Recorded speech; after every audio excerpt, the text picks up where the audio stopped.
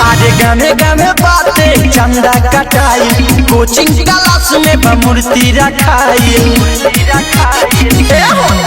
आजे गामे गामे बाते चंदा कटाई, कोचिंग क्लास में मूर्ति रखाई। पूजा वाला काम तनी दन दन कीजिए, अंगूरी से बड़ी माथे चंदन कीजिए। मैया बीड़ा वाली का अभिनंदन कीजिए, मैया बीड़ा वाली का अभिनंदन कीजिए।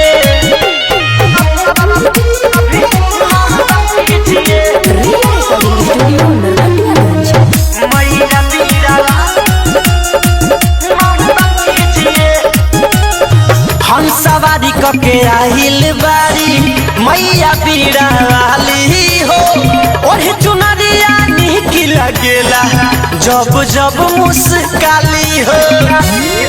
इनका महिमा के दुनिया जहान जानेला, नीचे धरती और ऊपर आसमान जानेला। दोनों हाथ जोड़ी तनी बंधन कीजिए, अंगूरी से बड़ी माथे चंदन कीजिए। मैया बीड़ा वाली का अभिनंदन कीजिए, मैया बीड़ा वाली का अभिनंदन कीजिए।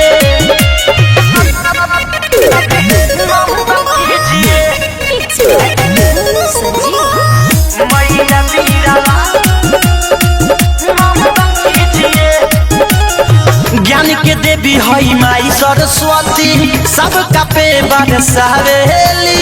सुतल भगिया जे करो के जागावेली।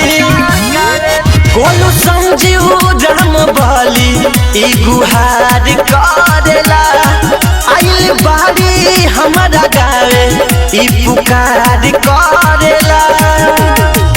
शिवम वाली काम संपन्न कीजिए, अंगूरी से बड़ी माथे चंदन कीजिए।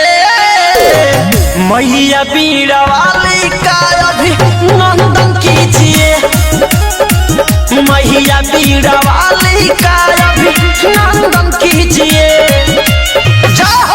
रिया रिकॉर्डिंग स्टूडियो नरकटियागंज।